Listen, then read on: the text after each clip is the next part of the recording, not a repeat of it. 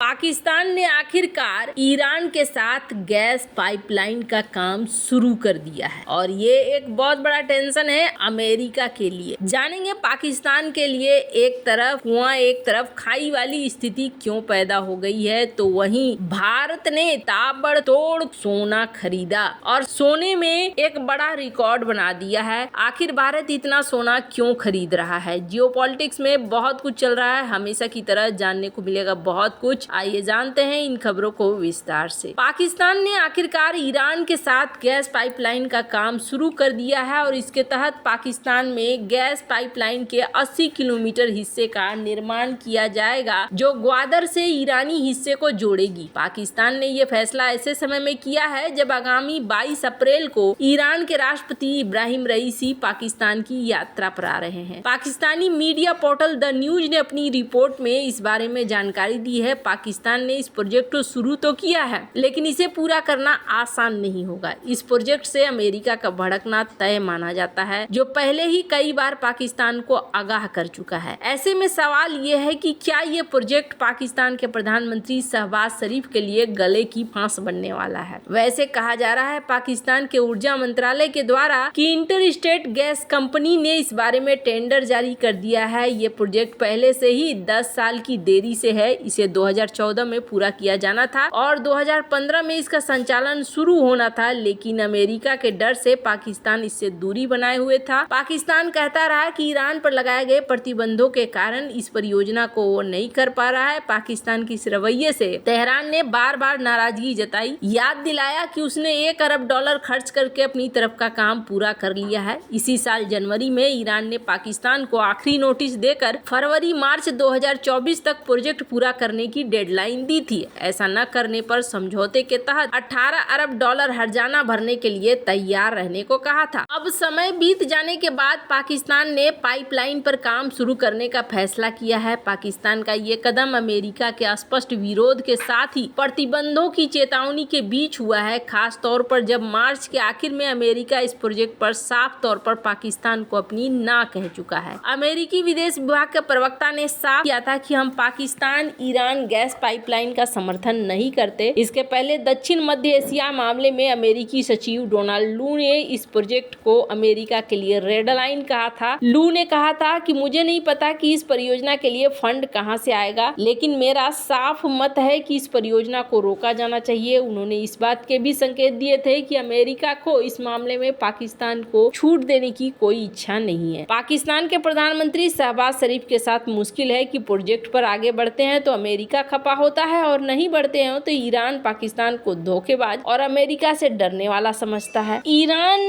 के राजदूत मुकद्दम ने परियोजना में देरी के लिए पाकिस्तान को आड़े हाथों लिया। उन्होंने कहा कि 2009 में हुए समझौते में अब विस्तार की गुंजाइश नहीं है। उन्होंने इस बात पर जोर दिया कि ईरान सालों से अपनी काम को पूरा कर चुका है और 10 साल से इंतजार कर रहा है। अब और इंतजार ईरान नहीं कर सकता है। जहां एक तरफ ये सब कुछ हो रहा है, वहीं दूसरी तरफ भारत ने ताबड़तोड़ गोल्ड खरीदा है और इस सोने से अपना भंडार को काफी कुछ बढ़ा लिया है। स्क्रीन पर टाइम्स नाउ का एक खबर देख सकते हैं आप, जिसमें रिजर्व बैंक ऑफ इंडिया ने एक बड़ा ऐलान किया है और इस बड़े ऐलान के साथ उन्होंने कहा है कि भारत का गोल्ड रिजर्व अब 817 टन के आसपास पहुंच चुका है। आखिरकार भारत इतना ज्यादा सोना क्यों खरीद रहा है? और सिर्फ भारत ही नहीं, और भी कई सारे देश हैं। 2017 में एक बार देखने को मिला था जब भारत ने करीब 200 टन सोना खरीदा था और अब जाकर यहाँ पर अभी देखने को मिल रहा है कि भारत ने यहाँ पर सोना बड़ी मात्रा में खरीदा है। स्क्रीन पर एक लिस्ट देख सकते हैं, जिस लिस्ट में आप कई सारे देश को देख सकते हैं। सबसे ज्यादा सोना इस वक्त अगर कहें दुनिया का सबसे ज्यादा परसेंटेज तो ये है अमेरिका के पास, करीब उसके पूरे रिजर्व का 69% सोना है। जर्मनी के भी पूरे रिजर्व का 69% सोना है, जहां अमेरिका 1 नंबर पर है और उसके पास कुल सोना है 8133 टन, तो वहीं जर्मनी के पास है 3352 टन और IMF भी अपने पास सोना रखता है 2814 टन। उसके तीसरे नंबर की बात करें तो इटली के पास है 2451 टन, फ्रांस 2437, रूस 2000 2329। चाइना के पास भी अच्छी खासी बढ़ोतरी हुई है 2245। स्विट्जरलैंड के पास है 1040। जापान के पास है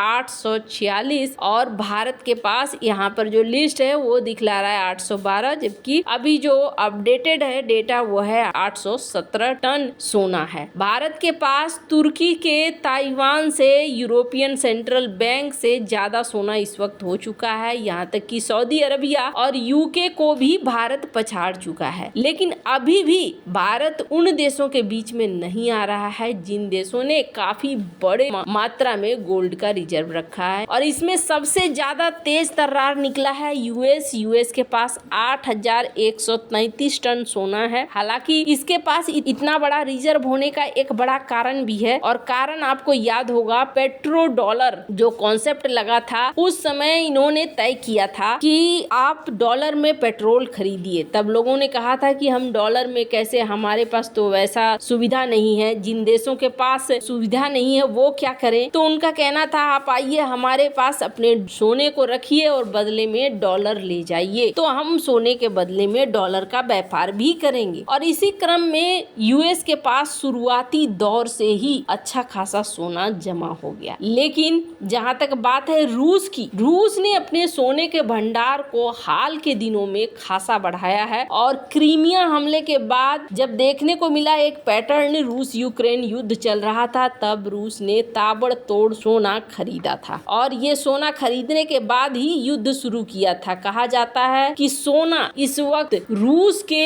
युद्ध को बहुत ही अच्छे तरीके से बचा रहा है। आपको बता दें, एक तो जो फॉरेन रिजर्व में रूस ने अपने सोने के भंडार को बनाकर रखा है, तो वहीं दूसरा एक बड़ा चीज है, और वो बड़ा चीज है इसके वैगनार ग्रुप का अफ्रीका में जो बड़ा व्यापार चलता है, वहां से सोने की आपूर्ति रूस को अच्छी खासी होती रहती है। इतना सब कुछ रूस के ऊपर प्रतिबंध लग रहा है, सारी चीजें हो रही हैं, इसके बावजूद रूस गिर क्यों नहीं रहा है? इसलिए नहीं गिर रहा है क्योंकि रूस ने सारे प्रबंध कर रखे हैं। दुनिया के साथ जिस तरीके का सीन हो रहा है, कभी डॉलर का दाम बढ़ता है, डॉलर का दाम घटता है, स्विफ्ट से कोई बाहर हो जाता है, कहीं पर प्रतिबंध लग जाते हैं। ये जो अनिश्चितता है, इस अनिश्चितता की वजह से अब और भी ज्यादा देश सोना खरीद रहे हैं, और इसी क्रम में भारत ने भी ये बड़ा सोना का मात्रा खरीदा है। वैसे अगर भविष्य में कुछ दिक्कतें होती हैं तो भी भारत को किसी तरह की प्रॉब्लम न